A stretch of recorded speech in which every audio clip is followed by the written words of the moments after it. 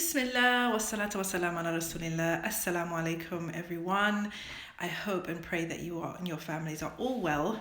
As I mentioned a couple of days ago, I wanted to come on live to have a little chat about my article that was on my website, and it's in one of my posts about the single mothers Ramadan. And I just wanted to share some of my thoughts on that with you because I did a live, and those of you who are on that live, you know that it was fire and it did not save. So that was a bit annoying. But I thought, inshallah, I would come on again because I feel like some of the things that I said were really quite important. And so, Bismillah, I just want to share with you, a story from a couple of years ago now, I think it is. So imagine the scene. We are in Abuja, in Nigeria, and it is a huge conference. And I'm one of the few sisters who are on the panel. Other people on the panel, there's some really big sheikhs there. One of them is Mufti Menk. The names of the others escape me, but they were, mashallah, they were very well respected shuyukh. And so everyone had a chance to take the mic and do their thing. And then at the end, they did a Q&A for the audience, and it was huge, thousands of people there. So, after some back and forth, they invited me to come and sit on the stage and take part in the Q&A with the shiuch. Sis says that she thinks she watched it. Yeah. So anyway, what I wanted to kind of, talk about was one of the questions that came up was about widows and what we should tell, widows in our society. And a couple of the brothers, I remember one of them, mashallah, he really surprised me because he said this, that in our communities, we often relate a woman's worth to her marital state. I'm going to say that again. In our communities, we often relate a woman's worth to her marital state. And the sheikh went on to say that she has worth far beyond whether she's married, single, divorced, widowed, or anything like that. And that's where the conversation needs to start. So I was like, okay, he's coming with something. I wasn't expecting that from him, okay, unfortunately. But anyway, he did. And then Mufti, mashallah, he was asked a question about the widows, and he said that, the way that it works, in the Islamic community is that the woman is a responsibility of her father, and when she gets married, she becomes the responsibility of her husband, and then if neither of those are available, she becomes the responsibility of the community. Okay, so it's up to the community to look after her. And I had to interject. And alhamdulillah, they gave me the mic. And I just said, what you are doing is basically bequeathing to grown women, widows, divorcees, etc., victim status for the rest of their lives. You're basically saying that because this has happened, because Allah has decreed that you will go through this particular test, you are now going to be a victim and worthy of pity and charity, etc., for the rest of your life. And I said to him, we know full well that the majority of divorcees are actually looking after their children themselves. They're not on any handouts from the masjid. They are not being supported by the community. They are actually the breadwinners. And this is happening even in families where the husband is still alive. And I said, sisters, this is true. And they were like, Allahu Akbar, Takbir. It was so funny. But they were. And anybody who was in the crowd, if you remember that, just comment. Because I was like, sisters, that so many times sisters are actually the leaders in the household. Whether the husband is there or not, they are financially providing. They are making decisions. They are taking on the lion's share of the responsibility. And yet here we are still having a conversation about how, no, they're the responsibility of others. I said, instead of turning to the community and saying, why can't you look after these women? Why can't you empower the women to look after themselves? Because that's what they're going to end up doing anyway. They are going to end up looking after themselves and their families and their children and raising the next generation of boys and girls in this ummah without the support and without the respect of the community. And that is the issue. That is the issue for me. Without the support and without the respect. Because as I have said before, I said, look, you sisters out there who are raising these children on your own, you hold your head up high. Do you hear me? You hold your head up high. You are a queen.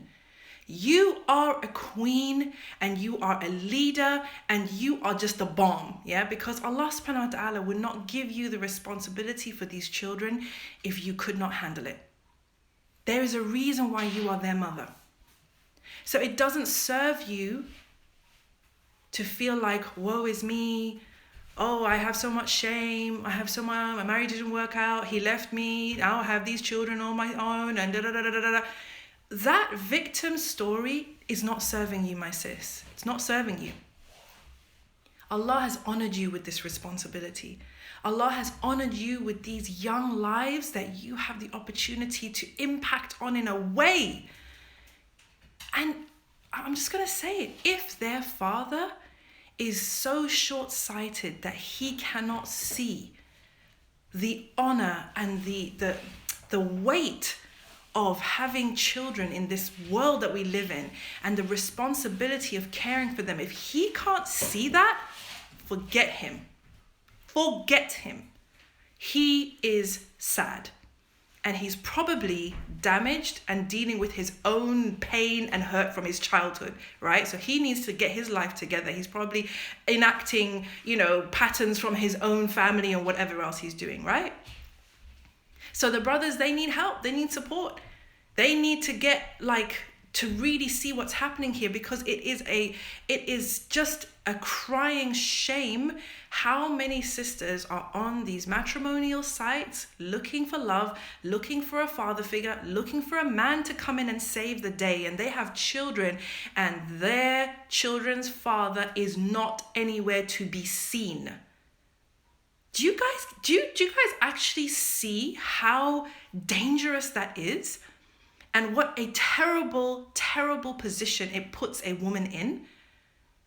She is solely responsible for these children. She didn't make them on her own. She didn't have them on her own.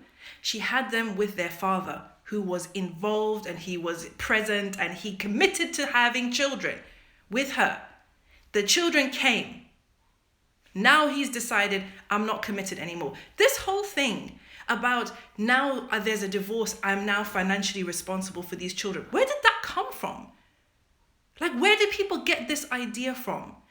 Just because you divorced the woman doesn't mean you are not responsible for those kids financially, emotionally, physically. They are your children. And subhanAllah, the degree of brokenness that there must be in some of these men, that they can actually father children, not just father the child and dip, but actually they're there for the pregnancy, the baby is born, they bond with the baby, they get to know the child is growing up as a toddler and 3-5 years old. Things don't work out with the mum and they're gone. It's not like they left a baby in the womb, they left a child. They know this child. They named this child. They did tahniq for this child. They whispered the adhan in the ear if they did that. They held that child when the child was crying. That child called them Abi, Daddy, whatever they called them. And they can just go and never, some of these men, they don't even call to see, are my children okay? Let alone come and see the kids, come and take the kids, send them to me on the weekend, say, can I have them? I want to take them to see my mother. I want to take them for Eid. Seriously? This is a huge mushkila.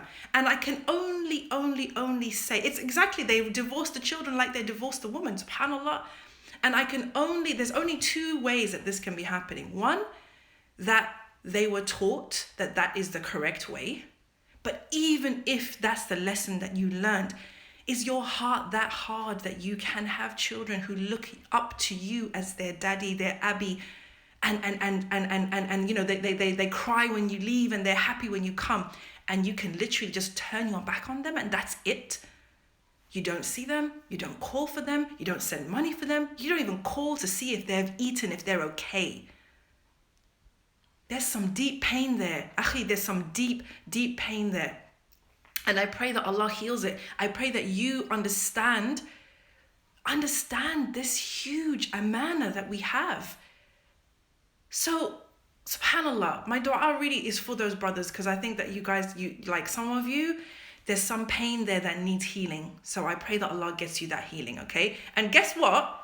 That healing is not another woman, all right? Just saying. That healing is not another sister, is not another baby, is not another 2 babies, 3 babies, 5. It's not there. That's not where you're going to find your healing. That's not where you're going to find your happiness. There is something broken inside you. There is something hurting inside you. That is why you cannot connect with your wife. That is why you cannot connect with your children. That is why you can walk away from these young lives that are looking at you as their father, as their role model, depending on you, missing you, loving you, idolizing you. Those boys that grow up without a father figure, so they don't know what it's like to be a responsible father and a husband. You don't think that you're responsible for that?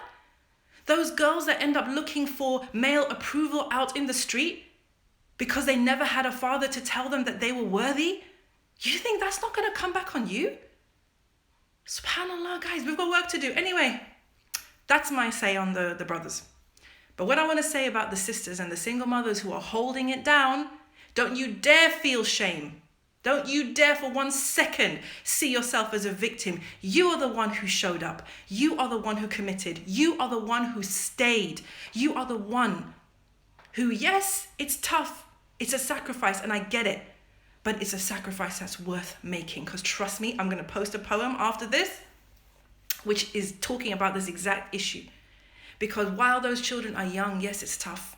And you wish you had someone by your side, and you wish their father was more involved, and you wish and you wish and you wish. But trust me, if you show up and you trust that Allah has a wisdom to this, and that you've got it, and you've got this, and you've got everything you need to pour into these kids. And if you don't have everything you need, you're going to go and find it, and you're going to heal yourself, and you're going to learn, and you're going to develop yourself, and you're going to be an amazing role model for these children. Trust me.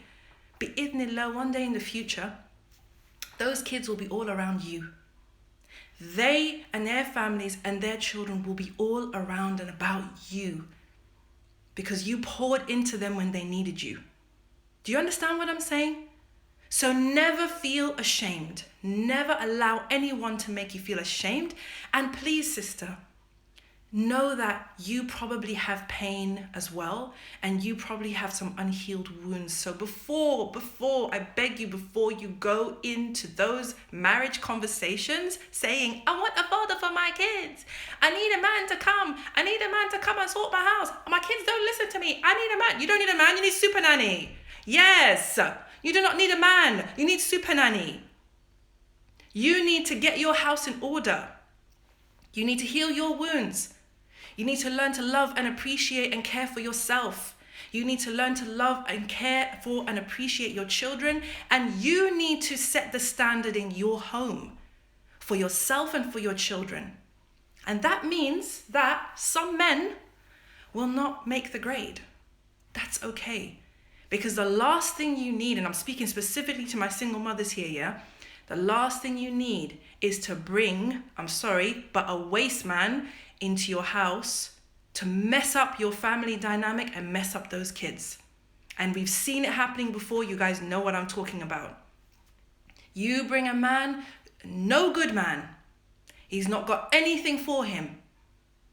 He's not bringing a higher standard. He's not, lifting you up. He's not lifting those kids up. He's not bringing money. He's not moving you guys into his house.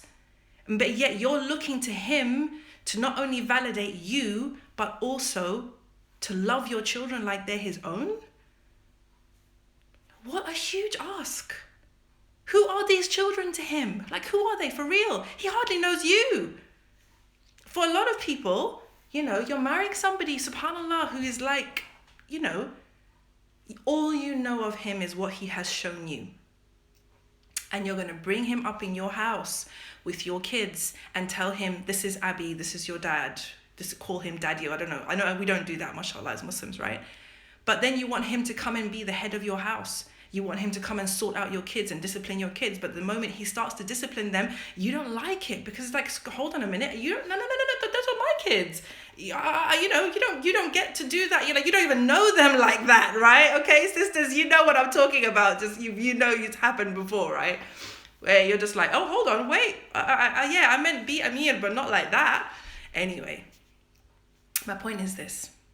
Ladies, if you fill your cup and you learn to love and appreciate yourself and your life and make it the most amazing life possible as it is right now, then inshallah you will only attract the very best.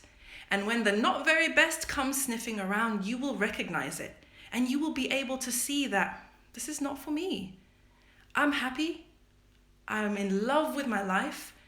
My kids and I are great. They have discipline, they have love, they have deen. I'm looking after these kids and I'm doing my very best by them. I have my support system that I've built, and I'm only going to accept someone into my life who is going to add to that, who is going to take that to the next level. Not someone who's bringing drama, not someone who's bringing foolishness, not someone who's bringing excuses, not someone who is going to bring us down. No, sis, loving yourself is not a weakness. That is the biggest strength that you have. Because trust me, there are people out there who married from a place of loneliness and lack and weakness and fear. They ended up often with exactly what they needed to make them strong, which was a bad guy. Sorry, I said it. Because that brother who puts you through and runs you through, he's going to teach you about self-worth, trust me. Yeah? He's going to teach you about loving yourself. He's going to teach you in a way that you do not want to learn. He's going to teach you by showing you what you don't want. So let's just, if we can, skip that step. Be your own best friend. Be your own best friend. Love on you. If you can't love on yourself, how do you expect some guy off the street to do it? And most of the time, I'm sorry, they have their own work that they need to do too. We're all human. We all have our weaknesses. We all have pain. Exactly, subhanAllah. The women who bring someone into their house and that man actually ends up damaging their children. Can you imagine? No. Ladies, please, put yourselves first. Put yourselves first. Put your children first.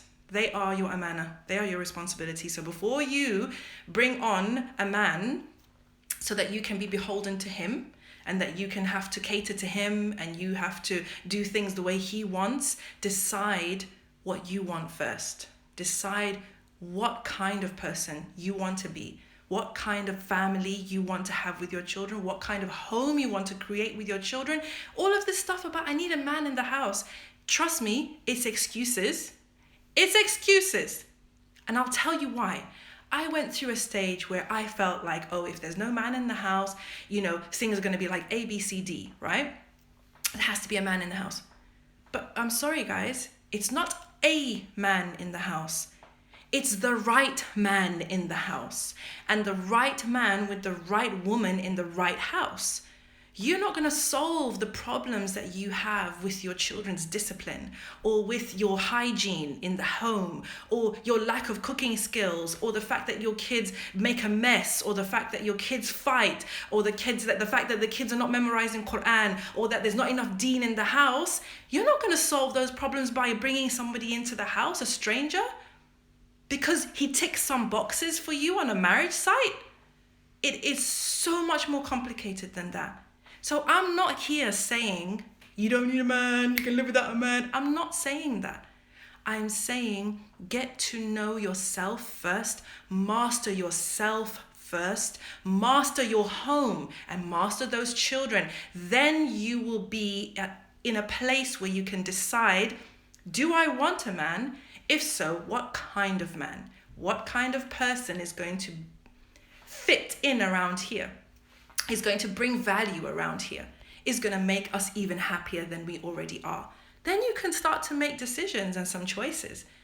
Because until that time, you're like in desperation mode. You're in, I need someone. I need anyone who will accept me and my kids. Anyone who will take me. And then what do you get?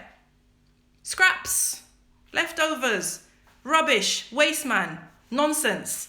Nonsense. That's what you get. But you get that because that's what you asked for. You asked for the nonsense because you don't know what sense is.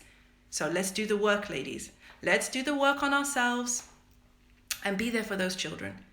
Don't think that the solution to the difficulties and challenges of being a single mom are going to be found in finding someone who will marry you, because that's not where the solution is. Sometimes it can help, sometimes it can make it worse, but it's not the solution. The solution is you really stepping up to your role as the mother of these children, because no matter what happens and no matter how many men come into their lives, you will always be their mother. And their first person is always going to be you. And Allah is always going to ask you about them before He asks anybody else. So really take that on board and allow yourself to stand tall and sit down and decide, what kind of a mother do I want to be for these kids? What kind of children do I want to come and emerge from my care? And what's the work that I need to do to get them there? Marriage and love and romance, and that is great.